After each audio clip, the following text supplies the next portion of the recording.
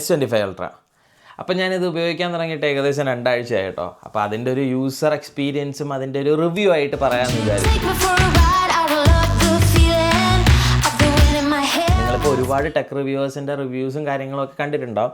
പക്ഷേ എല്ലാവരും ഭയങ്കരമായിട്ട് ഈ നമ്പേഴ്സും ബെഞ്ച് മാർക്കും കാര്യങ്ങളൊക്കെ പറയുന്നുണ്ട്. ഇപ്പോൾ ഒരു നോർമൽ ഡേ ടു ഡേ യൂസിൽ ഇതൊക്കെ എത്രത്തോളം എഫക്റ്റ് ആവും എന്നുള്ളതും. ഞാൻ 1 ഇയർ ആയിട്ട് S24 Ultra യൂസ് ചെയ്യുന്ന ഒരാളാണ്. ഇപ്പോഴും S24 Ultra ഉണ്ട്. അപ്പോൾ ഇതിൻ്റെ ഈ S25 Ultra എടുക്കണോ അല്ല S24 Ultra എടുക്കണോ, എന്താണ് ഇതിൻ്റെ എന്താ പറയുക പോസിറ്റീവ്സ്, എന്താണ് ഇതിൻ്റെ ഡ്രോബാക്സ് എന്നൊക്കെ ഉള്ളത് ഞാൻ പറയാം. അപ്പോൾ ആദ്യം നമുക്ക് പോസിറ്റീവ്സിലേക്ക് പോവാം. അപ്പോൾ ആദ്യം തന്നെ ഇതിൻ്റെ ഡിസൈനാണ് പറയാനുള്ളത്. ഈ ഒരു സ്മൂത്ത് കോർണേഴ്സും ഒരു എന്താ പറയണ ഈ ഒരു കേർവ്ഡ് കോർണേഴ്സൊക്കെ ഭയങ്കര ചേഞ്ച് ഉണ്ട് കേട്ടോ. ഞാനത് ഒട്ടും പ്രതീക്ഷിച്ചില്ല ഇത്രയും ചേഞ്ച് ഉണ്ടാവുമെന്ന്. കാരണം വലിയ ഡിഫറൻസ് ഇല്ല ഈ കോർണറും മറ്റേ ഇതിൻ്റെ കോർണറും തമ്മിൽ. പക്ഷേ കയ്യിൽ പിടിക്കുമ്പോൾ ഭയങ്കരമായിട്ടൊരു ഡിഫറൻസ് ഉണ്ട് കേട്ടോ.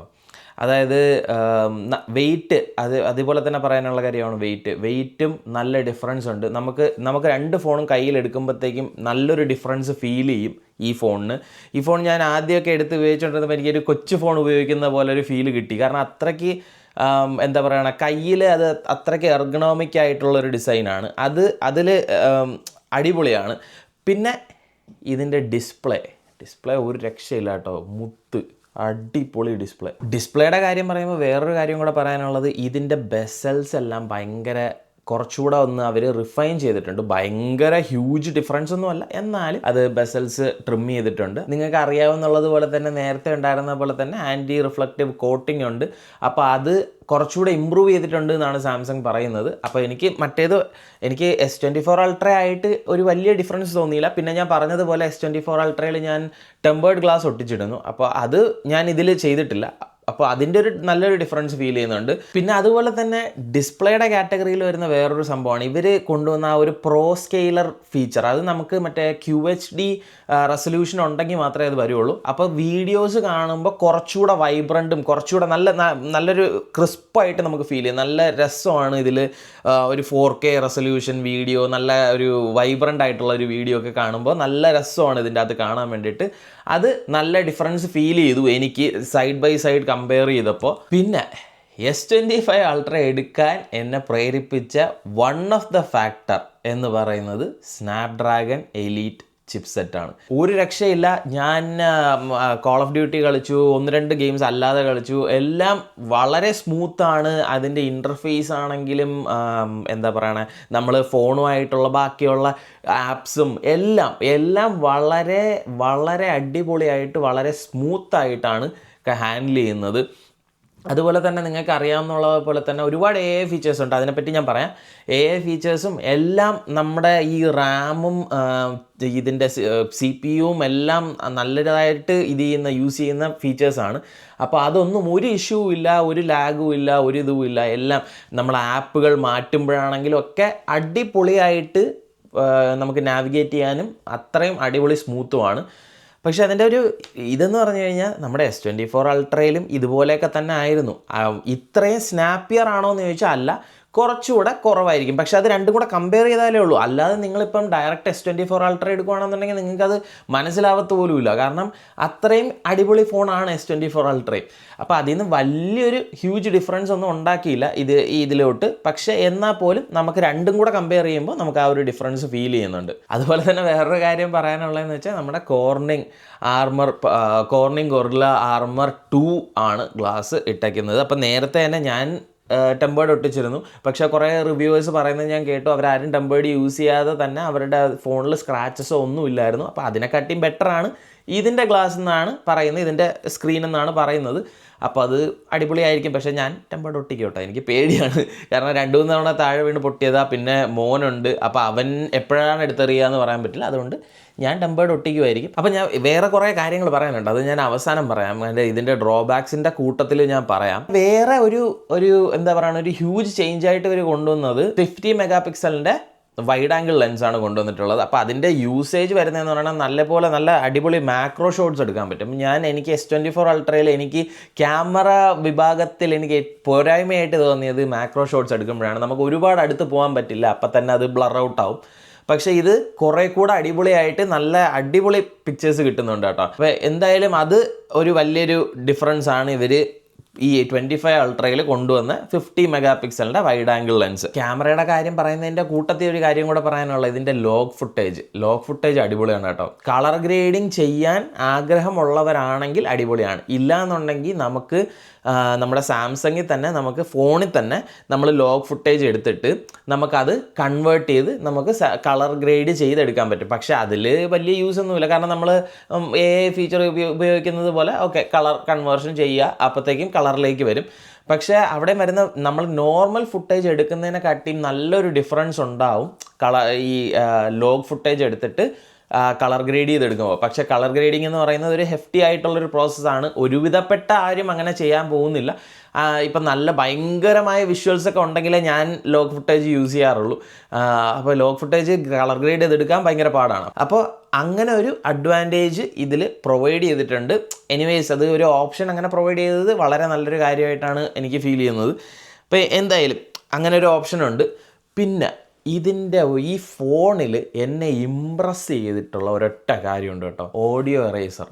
ഒരു രക്ഷയില്ലെന്ന് വെച്ചാൽ ഒരു രക്ഷയില്ല. ഞാനൊരു സാമ്പിൾ ക്ലിപ്പ് കാണിക്കാം. അപ്പോൾ ഈ ടെസ്റ്റ് നമുക്കൊരു വാക്യൂം ക്ലീനർ റൺ ചെയ്തുകൊണ്ട് നമുക്ക് ടെസ്റ്റ് ചെയ്യാം. അപ്പോൾ അതിൽ പറയാൻ വിട്ട ഒരു കാര്യം കൊണ്ടുണ്ട്, നമ്മുടെ ഇമേജസും വീഡിയോസും എല്ലാം കുറച്ചുകൂടെ പ്രോസസ്ഡ് ആയിട്ടാണ് വരുന്നത് കേട്ടോ. അതായത് കുറച്ചുകൂടെ ബെറ്റർ ആയിട്ടാണ് S24 അൾട്രയിൽ നിന്ന് കമ്പയർ ചെയ്യുമ്പോഴത്തേക്കും. അത് ചിലപ്പോൾ സോഫ്റ്റ്വെയറിൻ്റെ ആയിരിക്കാം, ചിലപ്പോൾ പ്രോസസ്സറിൻ്റെ ആയിരിക്കും, എനിക്ക് കറക്റ്റായിട്ട് അറിയില്ല. അപ്പോൾ ഈ ടെസ്റ്റ് നമുക്കൊരു വാക്യൂം ക്ലീനർ റൺ ചെയ്തുകൊണ്ട് നമുക്ക് ടെസ്റ്റ് ചെയ്യാം. അപ്പോൾ അതിൽ പറയാൻ വിട്ട ഒരു കാര്യം കൊണ്ടുണ്ട്, നമ്മുടെ ഇമേജസും വീഡിയോസും എല്ലാം കുറച്ചുകൂടെ പ്രോസസ്ഡ് ആയിട്ടാണ് വരുന്നത്. കണ്ടില്ലേ എങ്ങനെ ഡിഫറൻസ് മനസ്സിലായോ?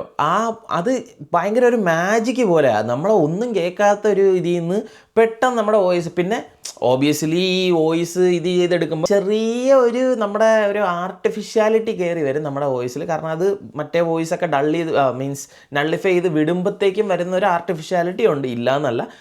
ബട്ട് ഒരു രക്ഷയില്ലാത്തൊരു ഫീച്ചറായിട്ട് എനിക്ക് ഫീൽ ചെയ്തു കേട്ടോ. നല്ലൊരു യൂസ്ഫുൾ ആയിട്ടുള്ളൊരു ഫീച്ചറാണ്. നമ്മളിപ്പോൾ ചില സ്ഥലങ്ങളിലൊക്കെ പോകുമ്പോഴത്തേക്കും നമ്മൾ ഈ വീഡിയോ ഒക്കെ എടുത്തിട്ട്, എനിക്ക് പലതവണ സംഭവിച്ചിട്ടുണ്ട്, നമ്മൾ വീഡിയോ എടുത്തിട്ട് തിരിച്ച് വീട്ടിൽ വന്ന് എഡിറ്റ് ചെയ്യാൻ നേരത്ത് ബാക്കിൽ കൂടെ കാറ്, ഭയങ്കരമായ കാറ്റ്, അല്ലെങ്കിൽ ആരെങ്കിലുമൊക്കെ പാട്ടിട്ടുകൊണ്ട് പോകും. ഇതൊന്നും നമ്മൾ ആ വീഡിയോ എടുത്തുകൊണ്ടിരിക്കണം, നമ്മളിപ്പോൾ ഈ സംസാരിച്ചുകൊണ്ടിരിക്കുന്ന സമയത്ത് നമ്മൾ ശ്രദ്ധിക്കില്ല. പക്ഷെ പിന്നീട് എഡിറ്റ് ചെയ്യാൻ വരുമ്പോഴത്തേക്കാണ് നമ്മൾ നോക്കുന്നത്, അയ്യോ ഇനി ഇതിൻ്റെ അകത്ത് ഒന്നും ചെയ്യാൻ പറ്റില്ലല്ലോ. അപ്പോൾ അങ്ങനെ ഒരു വീഡിയോ അബദ്ധത്തിൽ എടുത്ത് പോയാൽ പോലും അത് അൺയൂസബിൾ ആയിട്ട് പോവില്ല, നമുക്കത് അടിപൊളിയായിട്ട് നമുക്കത് റീക്രിയേറ്റ് ചെയ്ത് എടുക്കാൻ പറ്റും കേട്ടോ. പിന്നെ പറയാനുള്ളതെന്ന് പറയുന്നത് One UI 7 പറ്റിയിട്ടാണ്. One UI 7 പറ്റി ഇത് പിന്നെ അല്ലാതെ അതിന് വേണ്ടി ഡെഡിക്കേറ്റഡ് വീഡിയോ ചെയ്യേണ്ടി വരും, കാരണം അതുമാതിരി ഫീച്ചേഴ്സ് ഇതിൽ പ്രൊവൈഡ് ചെയ്തിട്ടുണ്ട്. അപ്പം ഞാൻ മെയിനായിട്ടുള്ള 2-3 കാര്യം പറയാം.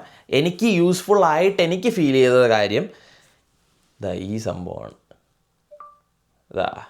ജെമിനായി. നമ്മുടെ S24 അൾട്രയിലും ജെമിനായി ഉണ്ട്, പക്ഷേ ഇതിൻ്റെ അകത്ത് ബിക്സ്ബിയും ജെമിനായും കൂടെ ഇവരൊരു കൊളാബ് പോലെ ചെയ്തിട്ടുണ്ട്. അപ്പോൾ ഇവർക്ക് കോംപ്ലക്സ് ആയിട്ടുള്ള, ഒരുപാട് കോംപ്ലക്സ് അല്ല എന്നാലും കോംപ്ലക്സ് ആയിട്ടുള്ള കുറച്ച് ടാസ്കുകൾ ചെയ്യാൻ പറ്റും. അപ്പോൾ അതിനൊരു എക്സാമ്പിൾ ഞാൻ കാണിച്ചു തരാം. Tell me about the Great Pyramid of Giza and make it in points and save it in my Samsung Notes.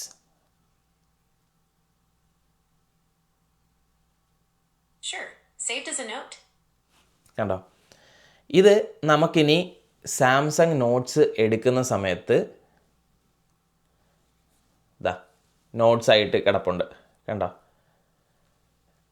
ഇനി ഇതിൻ്റെ അകത്ത് തന്നെ പിന്നെ കുറേ ഫീച്ചർ ഉണ്ടല്ലോ, ഇതിനെ ബ്രീഫ് ചെയ്യാനും അതും ഇതൊക്കെ ചെയ്യാൻ വേണ്ടിയിട്ട് നമുക്ക് ചെയ്യാൻ പറ്റും. പക്ഷേ ഇതിപ്പോൾ ഞാൻ കാണിച്ചു തന്നത് 2 ടാസ്ക് 3 ടാസ്ക് ഇപ്പോൾ ഈ ജെമിനായി ഞാൻ എൻ്റെ ഒറ്റ കമാൻഡിൽ ചെയ്തു. കാരണം 1 ഈ പിരമിഡിനെ പറ്റിയുള്ള ഇൻഫർമേഷൻ ഇൻ്റർനെറ്റിൽ നിന്ന് എടുത്തു, 2 അതിനെ സമ്മറൈസ് ചെയ്തു പോയിൻറ്റ്സ് ആയിട്ട്, 3 അതെൻ്റെ സാംസങ് നോട്ട്സിലേക്ക് സേവ് ചെയ്തു. അപ്പോൾ ഇങ്ങനെയുള്ള കോംപ്ലക്സ് ടാസ്കുകൾ നമുക്ക് ഇതിലേക്ക് ചെയ്യാൻ പറ്റും.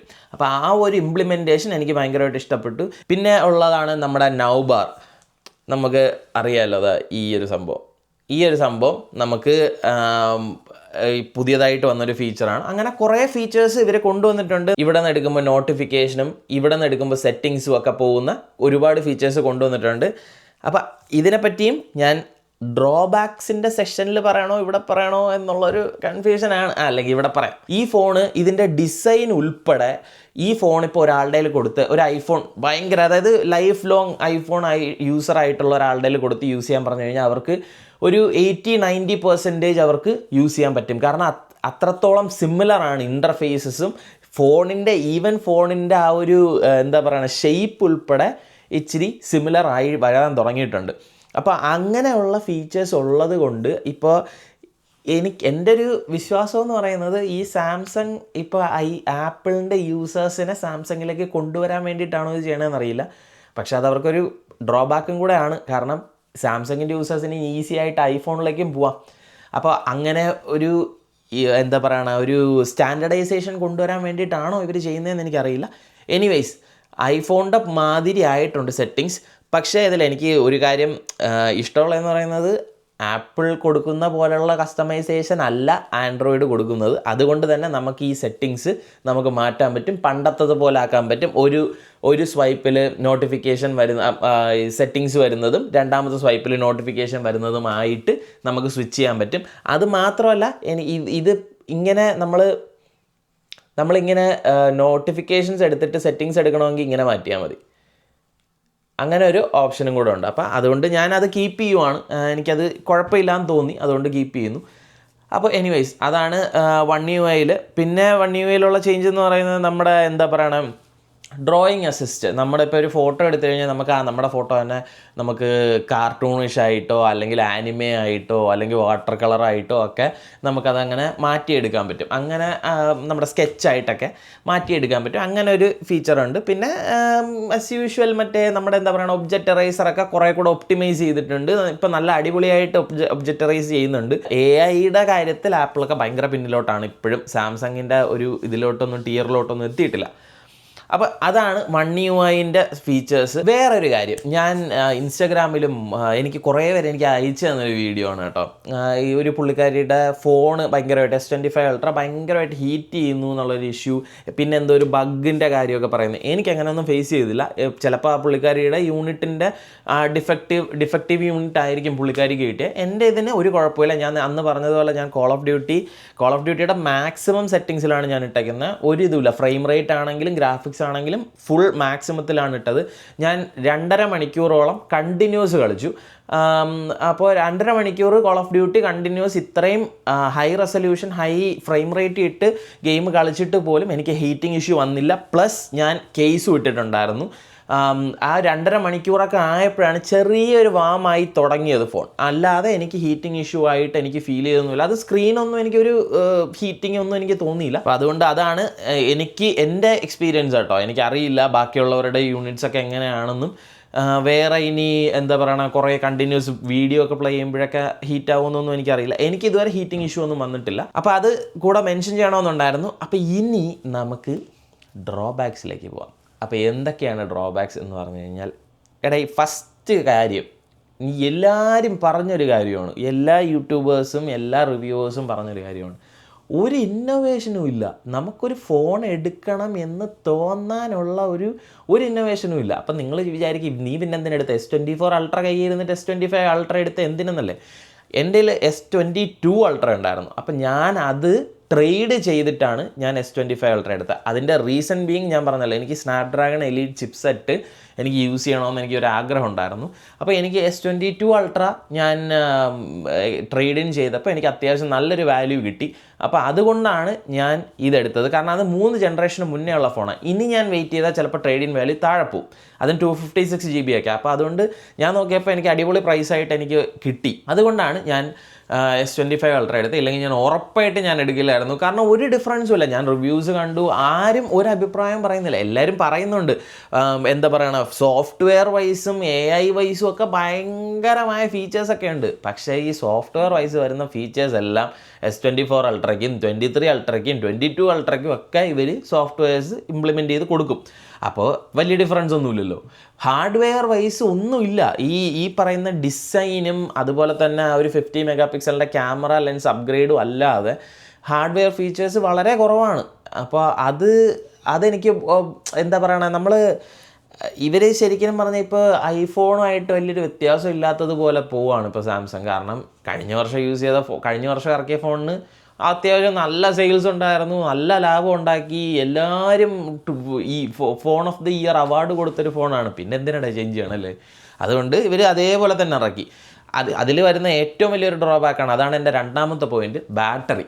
5000 mAh ബാറ്ററി. അത് ഒന്ന് കൂട്ടാനുള്ള ഒരു മനസ്സൊന്ന് കാണിച്ചിരുന്നെങ്കിൽ, അല്ലെങ്കിൽ പുതിയ ടെക്നോളജിയൊക്കെ ഉണ്ട്, ആ ടെക്നോളജി വെച്ച് ബാറ്ററി ഇറക്കാത്തത്.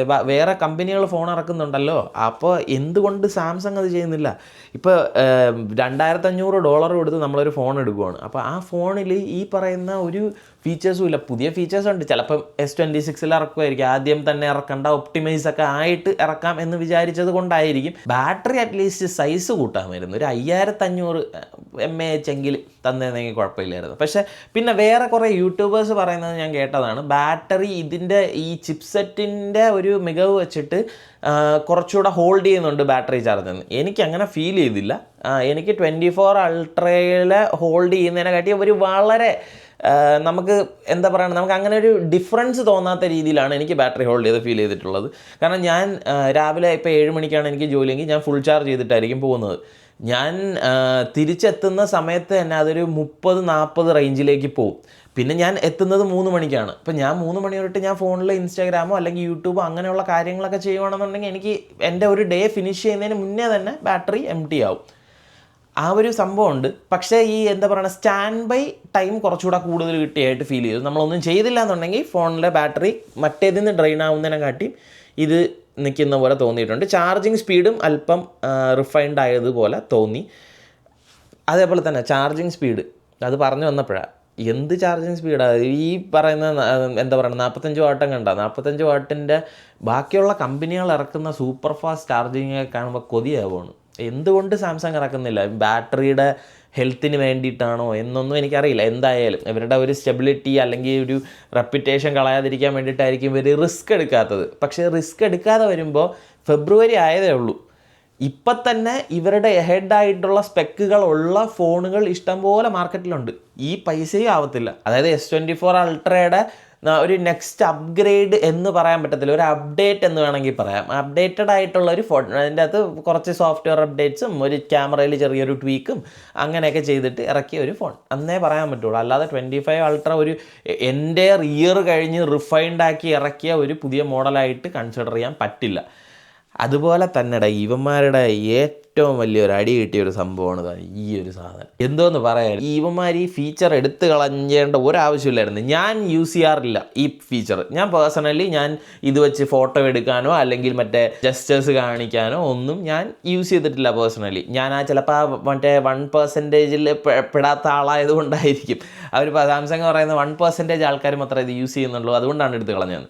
അപ്പം നമ്മുടെ ജെറീർ ഗണ്ണം വന്നിട്ട് ഇത് പൊട്ടിച്ചൊക്കെ കാണിച്ചു തന്നിട്ട് പറഞ്ഞു, ഇതിൻ്റെ അകത്ത് ഇപ്പോഴും ചാർജ് ചെയ്യാനുള്ള സംഭവങ്ങളും എല്ലാം ഉണ്ട്, പക്ഷേ ഇതിൻ്റെ അകത്ത് ബാറ്ററി അവർ ഇംപ്ലിമെൻറ്റ് ചെയ്തിട്ടില്ല. അതുകൊണ്ടാണ് ഇത് ഇപ്പോൾ ബ്ലൂടൂത്ത് ഫീച്ചർ അവരെടുത്ത് കളഞ്ഞത്.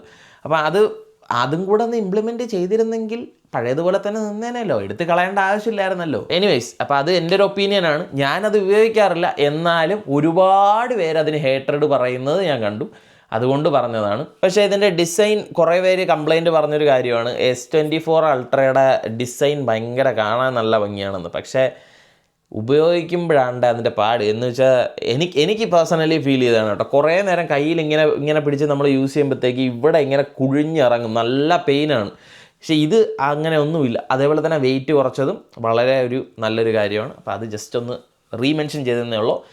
അപ്പോൾ ഇതാണ് എൻ്റെ റിവ്യൂ. എൻ്റെ ഒരു ഒപ്പീനിയൻ പറയുകയാണെന്നുണ്ടെങ്കിൽ, നിങ്ങളൊരു 22-ലോ 23 അൾട്രയിലോ നിൽക്കുകയാണെന്നുണ്ടെങ്കിൽ 24 അൾട്ര എടുക്കുന്നതാണ് ബെറ്റർ ഓപ്ഷൻ. ഇപ്പോൾ കുറേ ഓഫേഴ്സും കാര്യങ്ങളും വരുന്നുണ്ട്. 24 ultra will be A good choice for you guys. അപ്പോൾ അത് നോക്കുക. ഇല്ല നിങ്ങൾക്ക് സ്നാപ്ഡ്രാഗൺ എലീറ്റ് വേണം അല്ലെങ്കിൽ പുതിയ സംഭവങ്ങൾ വേണം എന്നുണ്ടെങ്കിൽ ഇതെടുക്കാം. അല്ലാത്ത പക്ഷം നിങ്ങൾക്ക് S24 അൾട്ര തന്നെ ചൂസ് ചെയ്യുന്നതായിരിക്കും നല്ലത്. പിന്നെ ഈ പറയുന്ന പോലെ AI ഫീച്ചേഴ്സും സോഫ്റ്റ്വെയർ അപ്ഡേറ്റ്സും എല്ലാം S24 അൾട്രയിലും വരും. പിന്നെ AI ഫീച്ചേഴ്സിനെ പറ്റി പറയണ്ടല്ലോ, 2025 എൻഡിൽ ഇതിന് പൈസ ആക്കും എന്നാണ് പറയുന്നത്. ഇത് ചാർജ് ചെയ്യും, സബ്സ്ക്രിപ്ഷൻ ആക്കുമെന്നൊക്കെയാണ് പറയണത്. എന്താവും എന്ന് കണ്ടറിയാം. അപ്പോൾ ഈ AI ഒക്കെ കൂടെ നല്ല AI ആയിരിക്കും. പിന്നെ അപ്പോൾ പിന്നെ അതിൻ്റെ കാര്യത്തിലൊരു തീരുമാനം. അപ്പോൾ എന്തായാലും ഇപ്പോൾ എൻ്റെ അഭിപ്രായം അതാണ്. 24 അൾട്ര എടുക്കണമെന്നുണ്ടെങ്കിൽ അത് എടുക്കാം. വേറൊരു കാര്യം പറയാൻ വിട്ടുപോയടെ, ഇത് സാംസങ് എക്സ്ക്ലൂസീവ് കളറാണ് കേട്ടോ. ഇത് മറ്റേ ജെറ്റ് ബ്ലാക്ക് എന്ന് പറയുന്ന കളറാണ്. കളർ ഒരു രക്ഷയില്ല കേട്ടോ, അടിപൊളി, നല്ലൊരു സെക്സി കളർ. ഇത് എടുക്കണമെന്നുള്ളവർ പെട്ടെന്ന് എടുത്തോ, ഇല്ലെങ്കിൽ ഇവരുടെ എക്സ്ക്ലൂസീവ് കളറ് പെട്ടെന്ന് തീർന്നു. ഫുൾ ബ്ലാക്കാണ്, അടിപൊളിയാണ്. അതുകൊണ്ട് അത് നിങ്ങൾ നോക്കി എടുത്തോ. അപ്പോൾ അത്രയേ ഉള്ളൂ. അപ്പോൾ ഇതാണ് എൻ്റെ റിവ്യൂ. അപ്പോൾ അത്രയേ ഉള്ളൂ. ഈ വീഡിയോ ഇവിടെ കൊണ്ട് വൈൻഡപ്പ് ചെയ്യുവാണ്. വീഡിയോ ഇഷ്ടമായെങ്കിൽ like, share and subscribe to our channel. അതുപോലെ തന്നെ നിങ്ങളുടെ അഭിപ്രായങ്ങളും നിർദ്ദേശങ്ങളും പിന്നെ ഫോണിനെ പറ്റി എന്തെങ്കിലും ക്വസ്റ്റ്യൻസ് ഉണ്ടെങ്കിൽ നിങ്ങൾ കമൻറ്റ് ബോക്സിൽ ചോദിക്കുക. എന്നെ കൊണ്ട് പറ്റുന്ന രീതിയിലുള്ള ഉത്തരങ്ങൾ ഞാൻ തരാം. അപ്പോൾ നെക്സ്റ്റ് വീഡിയോ കാണുന്നവരെ ബൈ ഫോർ നൗ.